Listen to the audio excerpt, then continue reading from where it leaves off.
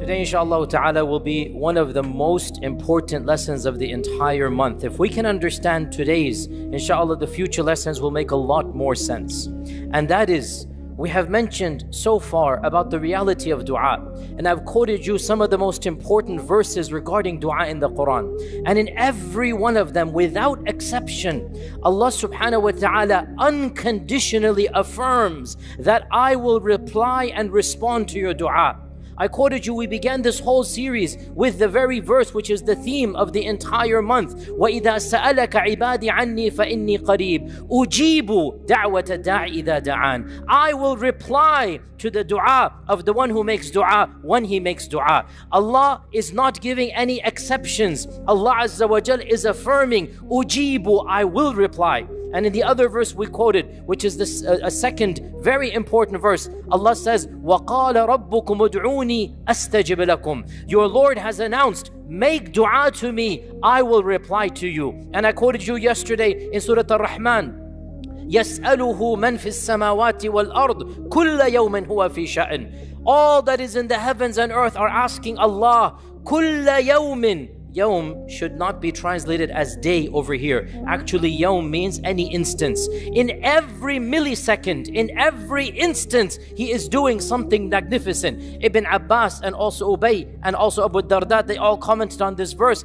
and they said the summary of it is, Allah Azza wa Jal is sometimes forgiving the one who asks. At another time, he is responding to the one making dua. At a third time, he's lifting the difficulty he's in. At any one instance, Allah is simultaneously responding to, taking care of all of those that are making dua to Allah. So then, what is the issue? What is the question? The question is as follows.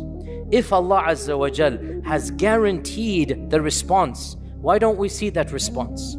If Allah has guaranteed the ijabah is coming from me, then somebody will say, but I'm making dua, I'm making dua, I'm making dua, and I don't see the response happening. If we could understand that question and its response, which I will give today inshallah, the rest of the series will be far more easier to comprehend. So we will reply to this by exactly quoting what our Prophet ﷺ said. Hadith is in Muslim Imam Ahmad, and also a version of it is in Abu Dawud. It's an authentic hadith. The Prophet ﷺ said, Ma min Muslim, and there's not a single Muslim who makes a dua to Allah subhanahu wa ta'ala except that Allah gives him, listen to this, ihda thalath, one of three things. This hadith answers and clarifies the whole misunderstanding. Nobody makes dua to Allah. The Prophet did make one condition. He said, that is not a sinful dua. You cannot make a sinful dua. Ya Allah, I want haram. Ya Allah, give me. No, you cannot make sinful dua. Qati'ati rahim, asking for the bonds of the family to break up. No. If it's a halal dua, a mubah dua, something that is good, except that Allah will give him ihda thalath, one of three things. Number one, He will reply and give him exactly what he asked for. Number two, أو يدخر ثوابه في الآخرة, or Allah will preserve for him a thawab, a reward equivalent to what he asked for, and He will give it to him in the akhirah. So you will ask, and Allah will, every time you ask, credit your account. You will get a bank balance, halal bank balance, Allah's balance. You will get, and you will see it on the Day of Judgment. Every time you make dua, commensurate to that dua, proportional to that dua, you will get Allah's thawab. Yaddakhiruhu, it's saved for you. You will not see it, but the ijabah is there, and you will see it in the akhirah. Or what is the third thing? أو يصرف عنه, or He will avert from him a bala, a calamity that was otherwise destined. There was a trial that Allah had destined for this person, but simply because he made dua, equivalent to that positive, Allah will eliminate a negative, that you will not face it in your life because of that dua. If you understand this is what ijabah means, then you can never say, I'm not seeing the ijabah. Because ijabah is not only category one. Actually, the Arabic word ijabah doesn't mean to give you what you want. Ijabah means to reply.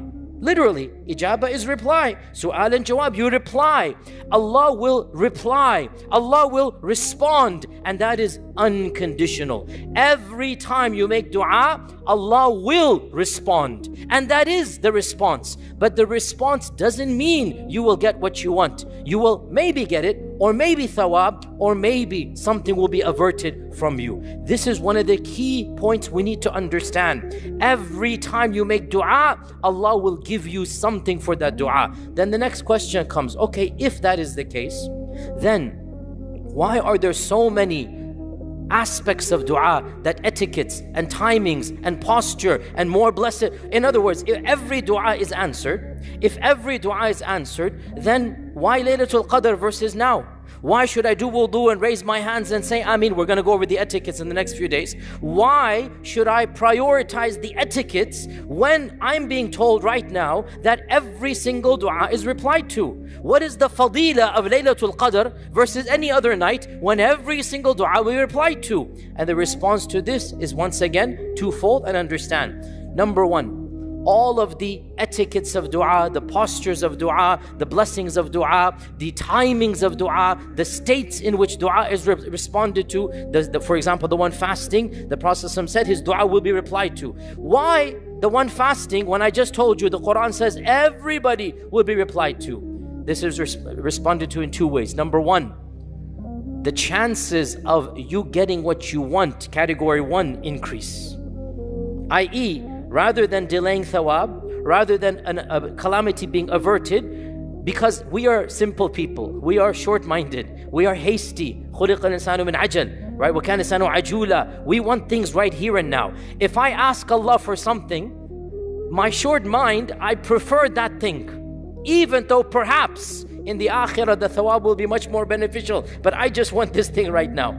So when we follow the etiquettes of dua, the timings of dua, the blessed opportunities of dua, one of the things that happens, we increase the chances of number one versus number two and number three. Is that clear? Right? That's the first thing that happens. And the second thing that happens is that when we are eager to follow the etiquettes and follow all of the adab and all of the requirements are met, then actually we increase the numbers 2 and 3, even if we don't see it in this world. We are being blessed more for making dua on Laylatul Qadr. The thawab we will get on Laylatul Qadr will be much more than the thawab we will get on any other night. Hence, those blessed timings and those blessed states and following the adab will automatically increase Allah's ijabah in any of the categories. The potential for Allah's ijabah will increase manifold. So if we understand this point, then insha'Allah ta'ala everything else will be easier. I want to conclude with two very beautiful traditions.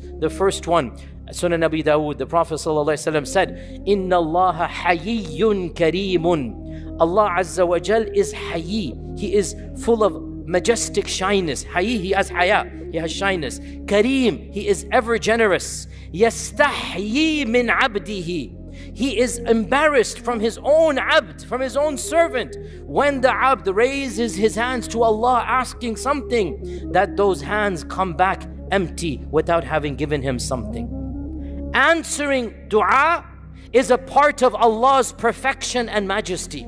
Allah is Al-Kareem. You know, when we're sitting in the car at the traffic light and a beggar comes knocking on our door, Wallah, even if we don't give, we feel haya. Come on, I needs food. We feel a sense of shyness and embarrassment. And al-haya'u min al-iman. It's a sign of iman. How much more so when Allah, who is al-hayy, when Allah is asked by one of his servants, Allah Azza wa Jal is not going to allow your hand to come back absolutely empty. And the final hadith I'll mention, the very hadith that I said, that Allah gives one of three things. Either you get what you want, or you get thawab, or you get averted a calamity. One of the Sahaba said, Ya Rasulullah, if this is true, إِذَن نُكْثِرْ. Ya Rasulullah, we're going to be asking Allah for kathir. I mean, you're telling me there is no limit. You're telling me I can ask and ask and ask. And for sure, one of these three things will happen. Put a stop to this. You have to put a limit. Or else if you don't, Ya Rasulullah, if you leave the door open, well then I'm going to ask and ask and ask and ask. إِذَن نُكْثِرْ. And the Prophet smiled and said to him, Allahu Akbar. Allah is even more than all you can ask for. So go ahead, O Muslim, be greedy. This is halal greed. Be greedy. You want Allah to give you. You want Allah to reply. You want Allah's ijabah. Allah is not stingy, and Allah has khaza'in of samawati and ard. So ask Allah and continue to ask, and ask Allah for the smallest, and ask Allah for the biggest, and ask Allah in the morning, and ask Allah in the evening, and never stop to ask Allah anything you need. And be assured, be guaranteed, every time you make dua, Allah is giving an ijabah. And we will continue inshallah ta'ala on this point and others day after tomorrow inshallah. Wassalamu alaikum wa rahmatullahi wa barakatuh.